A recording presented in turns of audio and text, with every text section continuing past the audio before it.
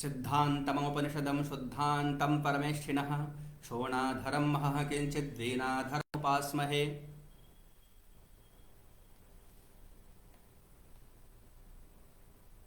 सर्वेभ्यो नमो नमः। इस विद्या सुरभि पेज पर आप सभी का मैं स्वागत करता हूं। जैसे कि आप लोगों को विदित ही है, जो हम इस मुहूर्त चिंतामणि के श्रृंखला में श्री राम दैवज्ञ द्वारा रचित जो इस मुहूर्त चिंतामणि का एक हम लोगों ने एक जो क्रम का शुरुआत किया है, जिसमें आज हम प्रथमतः हम सुभाषु प्रकरण का ही प्रारंभ किए हैं, जो प्रथम ही है प्रकरण में। तो इसको हम एक एक श्लोकों का हम लोग यहाँ पर अध्ययन करने का प्रयास कर रहे हैं, जिसमें यह क्रम का अनुसरण करते हुए आज हम लोग 17 नंबर श्लोक में पहुंच चुके हैं। जिसमें आप लोगों यदि पहली वाली वीडियो भी, हमारे पिछली वाली वीडियो भी आप ये देख रहे होंगे, तो आप इसका अवलोकन करेंगे। जो श्लोक सह इसका हम लोग पढ़ने का प्रयास कर रहे हैं, समझने का प्रयास कर रहे हैं। आज जो हमारा 17वां श्लोक है, जिसमें प्रतिपादित विषय जो है वह तत्त संबंधी ही है, जो पिछली कक्षाओं में हम लोगों ने इस पे चर्चा भी की थी। जो अभी शून्य, जितने भी शून्य हैं, शायद शून्य तिथि हो, शून्य राशि हो, शून्य नक्षत्र हो, शून्य मास हो, उन सभी का आचार्य जो है क्रम से बताते जा रहे हैं। तो आज का जो हमारा क्रम है, आज भी उसी शून्य का ही कुछ क्रम है। जो सब कुछ हम जान चुके थे। आप जो लग्न जो है, कौन कौन सी तिथि में कौन कौन से लग्न शून्य होते हैं, आज हम लोग उसी का इस श्लोक के माध्यम से जानने का प्रयास करेंगे।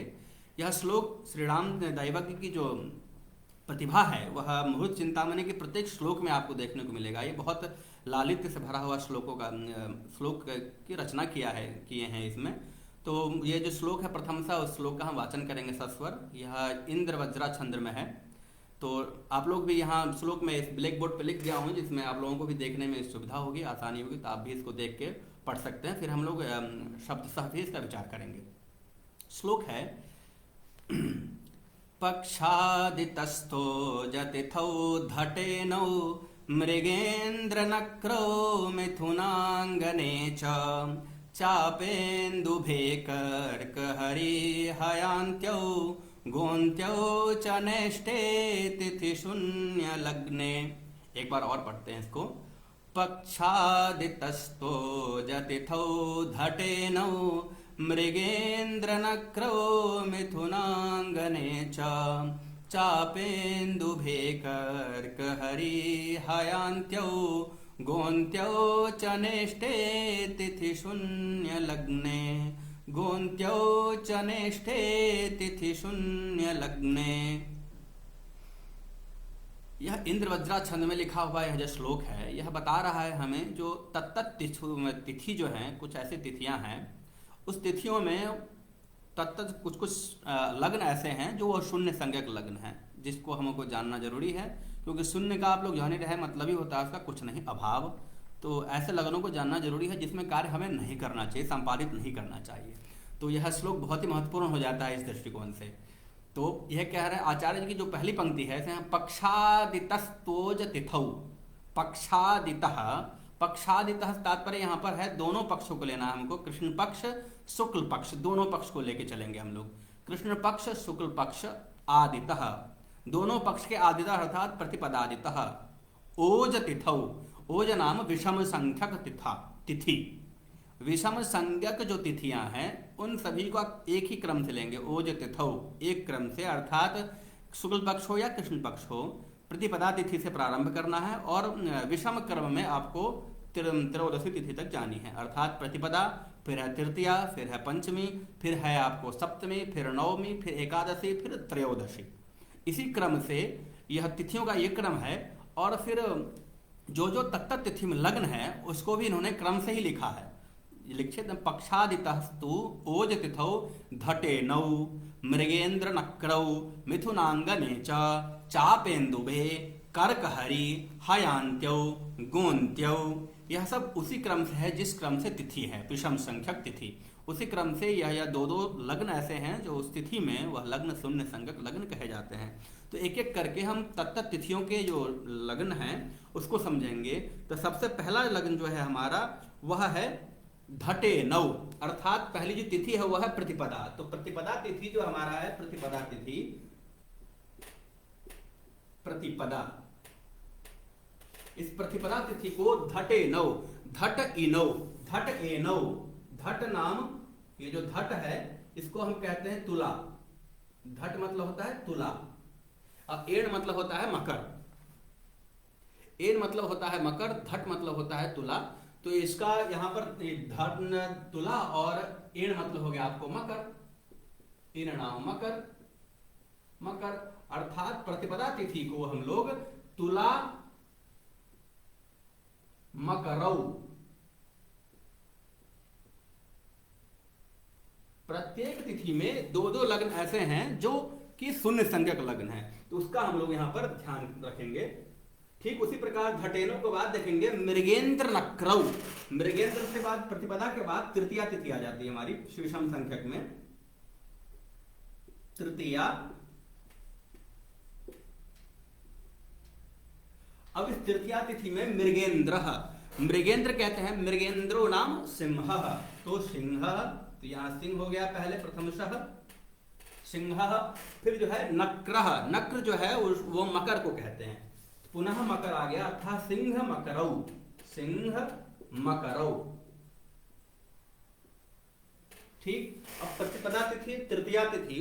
अब तृतीया के बाद जो विषम संज्ञक तिथि है वह हमारी पंचमी, पंचमी। अब वहां देखिए धटेनौ मृगेंद्र नक्रौ मिथुनांगने च, मिथुनांगने च, मिथुन नाम प्रसिद्धि है मिथुन, मिथुनम अर्थात मिथुन, अंगना, अंगना जो है अंगना नाम स्त्री अर्थात कन्या, मिथुन कन्ये, मिथुन कन्ये। ये प्रतिपदा तृतीया पंचमी, ये तीन तिथि हो गया, क्रम से हो गया मिथुनांगने च। अब हम पंचमी तक हो गया, सप्तमी नवमी का देखेंगे इस क्रम में।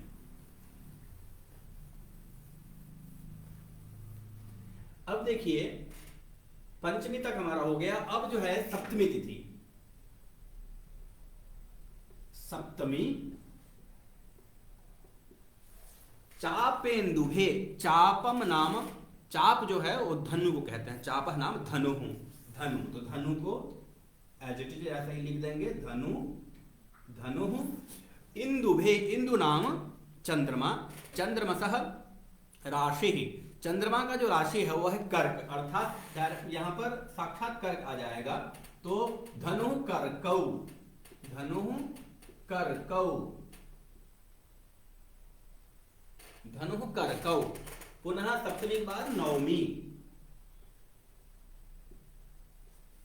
नवमी में क्या है कर्क हरि, कर्क जो है वह प्रसिद्ध भी है, तो कर्क तो ऐसे ही लिख दिया है हमने, और हरि जो है वह सिंह राशि का नाम है, तो कर्क सिंहौ, कर्क सिंहौ,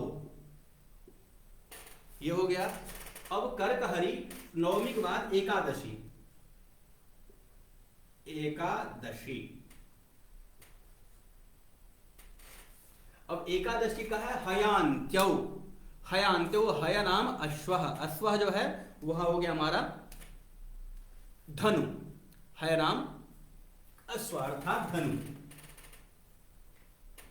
धनु मीनौ, अंत्यो नाम मीना, मीनौ, धनु मीनौ,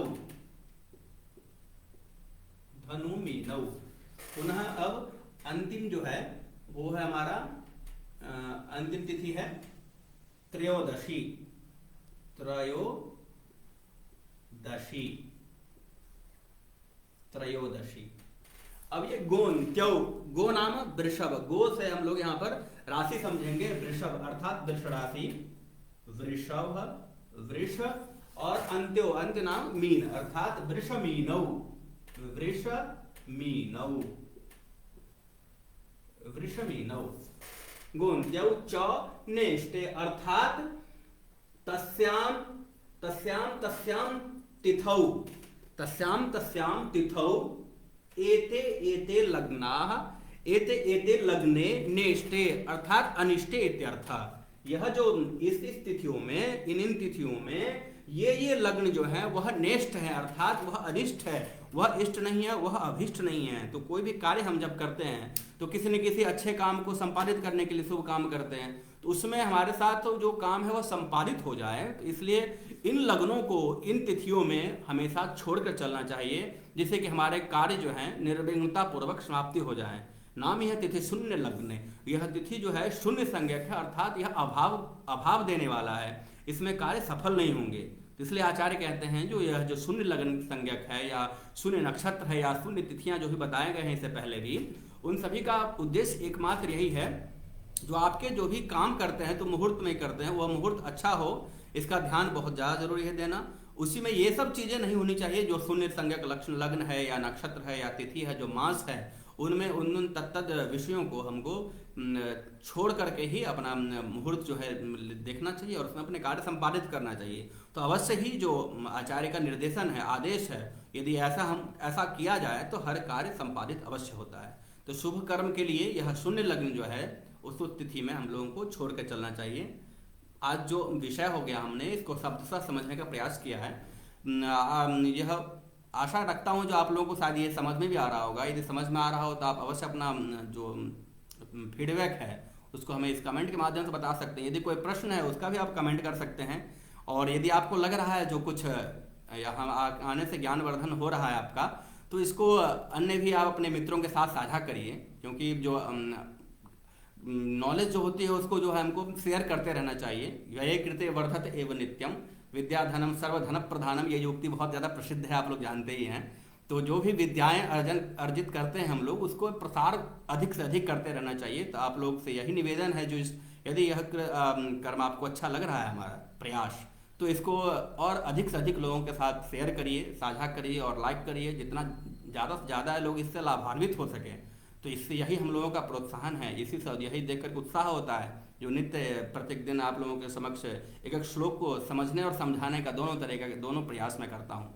चलिए, तो आज का जो श्लोक है वो पूर्ण हुआ। फिर मिलेंगे हम लोग कल एक अगले श्लोक के साथ, एक नई ऊर्जा के साथ। तब तक के लिए जय तो भारतम, जय तो संस्कृतम, धन्यवाद।